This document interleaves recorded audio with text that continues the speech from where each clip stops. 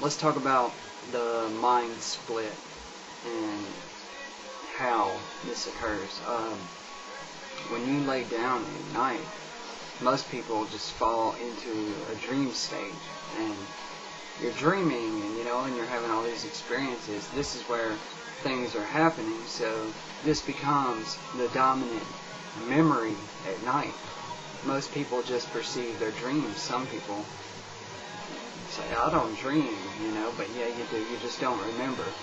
But the dream is what people remembers because it just is the dominant memory, okay? But what happens when you lay down at night? If you lay down on your back to try to have an out-of-body experience, you'll sit, say you're laying there, you got your mind stilled, and it's completely clear, and you're not thinking about anything, right? And when the mind split occurs, I've been fully conscious through this process, and it's like somebody flips a light switch on and off real fast. It's almost like, it's hard to explain, but it's almost like dozing off for a split second, and then bam, you're back again, and you're there in your body, and you can feel when this happens that something's changed. Your perception is a little different. Okay, from here, you're basically ready to have an out-of-body experience. If you're at this point, then your body is asleep, and you can have an out-of-body. All you got to do from there is imagine with your awareness rolling over and spinning around, or just imagine flying straight ahead.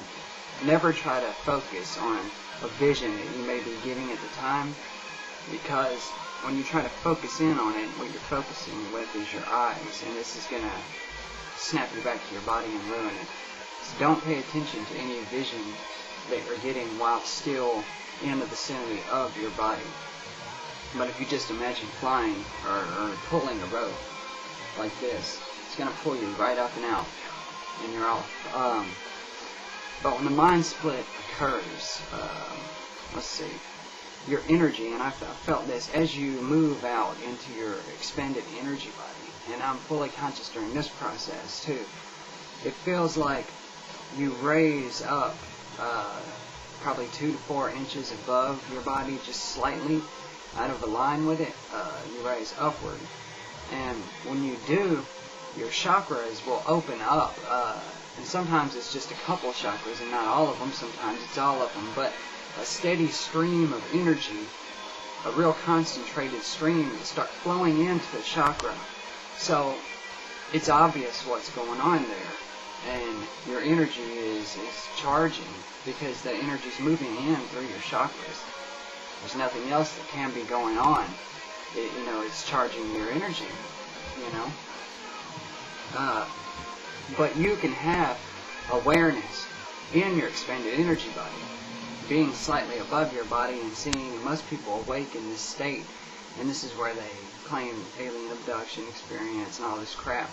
This is the state. You can have awareness in this state, but also you move out from that energy and you have another energy body that separates from that.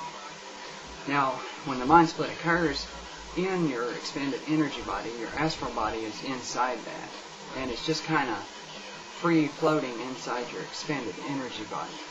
Now, you can move out and break apart from that. You've got to get away from your body as quick as you can, because you will feel a strong resistance or a tugging at you, like it's pulling at you, and it's hard to get anything done. You've got to focus on moving away as quick as you can. Once you get out, you've got to take it like you mean business. This is going to be your dominant memory, okay? So to remember, fly as fast, as hard as you can. What I do, as soon as I can, I get out and I look at my hands and I say, clarity now, just as loud as I possibly can. And everything, your whole awareness, just like, the whole world just like snaps to, and you're completely aware. But it doesn't last as long as you would think. And when you're in a lucid dream, it's even harder to do. Now, say after 10 or 15, 20, 30 minutes of moving about, you're going to have to do it again. You're going to have to look at your hands again. But imagine when you look at your hands, just look forward and imagine hands appearing. Okay, and this will give you a focus that will balance you out. If you actually try to lift your hands like this and you're out in your astral body, then you will snap to and have the split awareness between your expanded energy body that's close to your body. So you'll be aware of that and aware in your astral body at the same exact time. It's quite an experience, but if you're out exploring, it just kind of gets in the way. But it will create a lasting memory that you'll be able to integrate.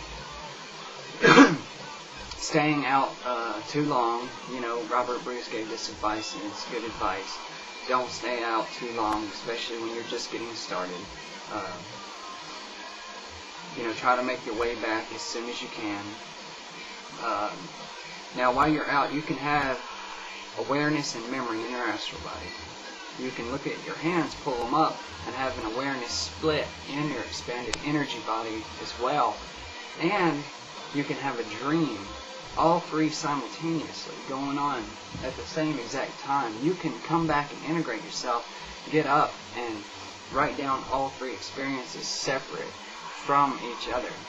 So, I don't know how or where we go, I thought when we have a dream, we kind of just stay in our expanded energy body and, our subconscious kind of creates around us. But with being in my expanded energy body and having that awareness, I see that that's not what's happening, because I've been there and had a dream at the same time.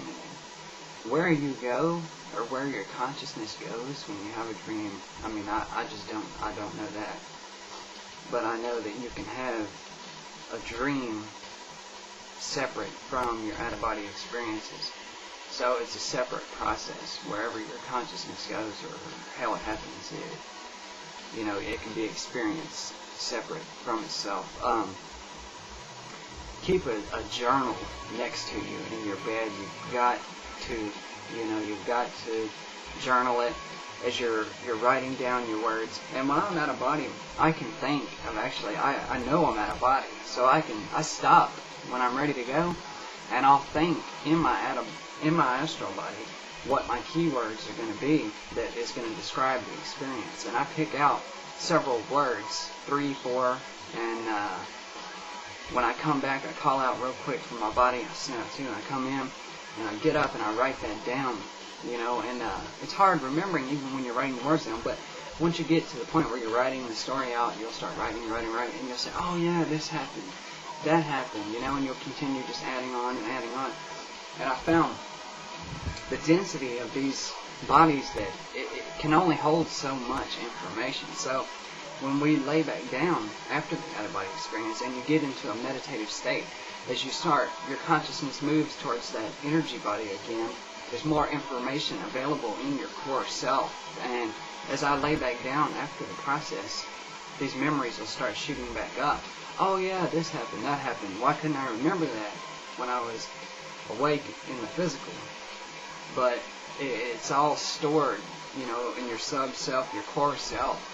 And this is why we go into a meditative state, because pulling that memories, and all the memories, past lives, anything you've experienced, it's all there.